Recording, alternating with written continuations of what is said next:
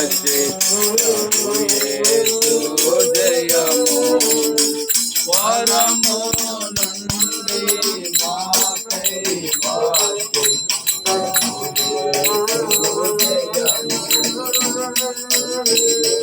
మహిమ ఘనత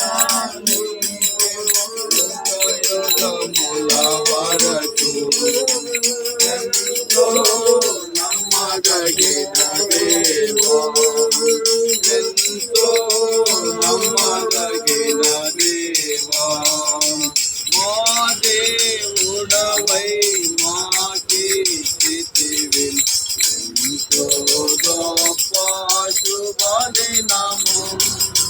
మా దేవుడవై ఎంతో గొప్ప శుభదినము. మేమందరము ఉత్సాహించి సంతోషించెదము. మేమందరము ఆడెదము మరువబడని మేలుల చేసెనని.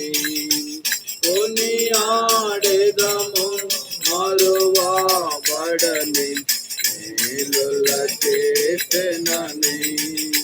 స్తుతియో మహిమ ఘనత నీకే యుగ యుగముల వరకు. ఉదయకాల సమయంలో మీ అందరికీ క్రిస్మస్ శుభాకాంక్షలు తెలియజేస్తున్నాం. పరిశుద్ధుడైన దేవుడు, సృష్టికర్త అయినటువంటి దేవుడు మానవాళిని రక్షించేదాని కొరకై పరలోకము నుండి లోకానికి వచ్చి మానవుని రక్షణార్థమై పాపము లేనివాడి పరిశుద్ధుడుగా ఈ లోకానికి వచ్చాడు.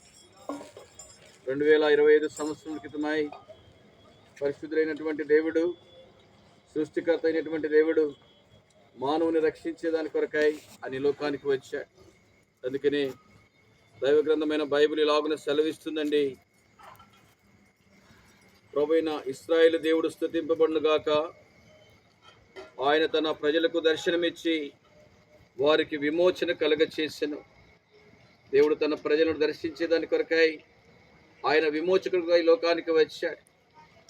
పాపముల చేత అపరాధముల చేత పడిచెడినటువంటి మానవుని రక్షించేదాని కొరకై పాపుల రక్షకుడు, పరమాత్ముడైన దేవుడు, సృష్టికర్త అయిన దేవుడు మానవాళి పాప పరిహారము కొరకై ఆయన సామాన్య మానవునిగా ఈ లోకానికి వచ్చాడు. ఆయన మనుషుని రక్షించేదాని కొరకై ఆయన తన ప్రజలకు దర్శనమిచ్చి వారికి విమోచన కలుగచేసెను. ఆయన విమోచిస్తూ వచ్చాడు, అనగా రక్షిస్తూ వచ్చాడు.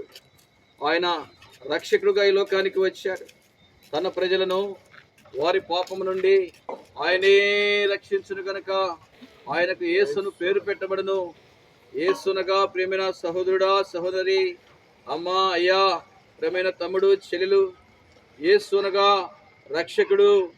ఆయన తన ప్రజలను రక్షించేదాని కొరకై ఆయన రక్షకుడుగా ఈ లోకానికి వచ్చాడు. క్రీస్తు అనగా అభిషక్తుడు.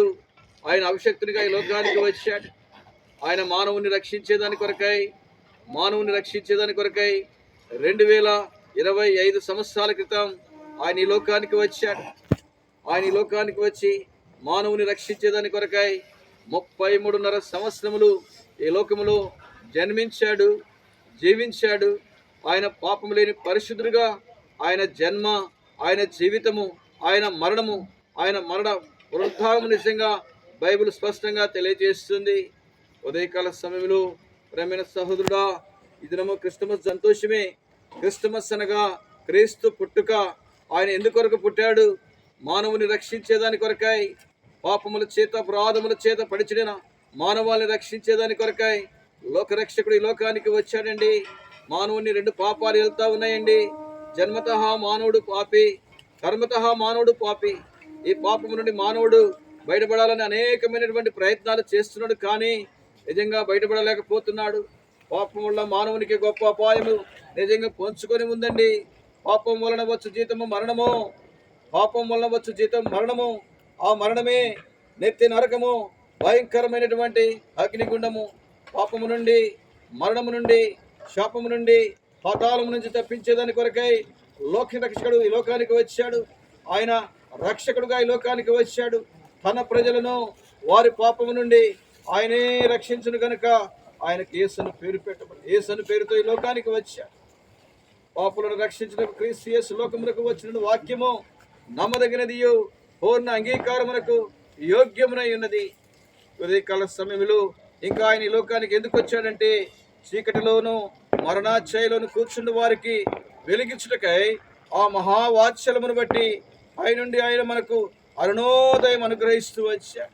చీకటిలో సంచరిస్తూ చీకటి పాపానికి సాదృశ్యము, పాపములో పడిచెడి పాపముతో జీవిస్తూ పాపములో మరణించడం ద్వారా పాపం యొక్క నిజంగా శిక్ష ఎంతో గొప్పది. పాపం వలన వచ్చు జీతము మరణము. ఇటు భయంకరమైనటువంటి మరణం నుంచి తప్పించేదాని కొరకాయ ఆయన ఈ లోకానికి వెలుగుగా వచ్చాడండి. ఎందుకంటే నిన్ను వెలిగించేదాని కొరకాయ ఆయనను వెలిగించేదాని కొరకు ఆయన ఈ లోకానికి వచ్చి మన కొరకు ఆయన మరణించి సమాధి చేయబడి మృత్యుంజయుడై తిరిగి లేచాడు. ఉదయకాల సమయంలో క్రిస్టమస్ అనగా అర్థం ఏంటంటే లోకరక్షకుడు ఈ లోకాన్ని నిజంగా ఈ లోకానికి వచ్చాడు. ఎందుకంటే నిన్ను నన్ను రక్షించేదాని కొరకై నీ కొరకు నా కొరకు తన ప్రాణం ఇచ్చి ఆయన రక్షిస్తూ వచ్చాడు. ఆయన తన ప్రజల కొరకై తన ప్రాణం ఇచ్చి రక్షిస్తూ వచ్చాడు. సర్వ పాప పరిహారం రక్త ప్రోక్షణం అవశ్యం. తదరక్తం పరమాత్మేనాయ పుణ్యదాన బలియాగం. సర్వ మానవాళి పాపం పరిహరించబడాలంటే రక్తం అవసరం. ఎలాంటి రక్తము? పరిశుద్ధ రక్తం. ఈ లోకంలో పరిశుద్ధుడు ఎవరు లేరండి. దేవాతి దేవుడు ఒక్కడే. ఆయన పరిశుద్ధుడిగా ఈ లోకానికి వచ్చాడు. ఆయన జన్మలో పాపము లేదు, ఆయన జీవితంలో పాపము లేదు. పాపము లేని పరిశుద్ధుడు ఈ లోకానికి వచ్చి నిన్ను నన్ను రక్షించేదాని కొరకాయ ఈ లోకానికి వచ్చి ఆయన మరణించి సమాధి చేయబడి తిరిగి లేచాడు.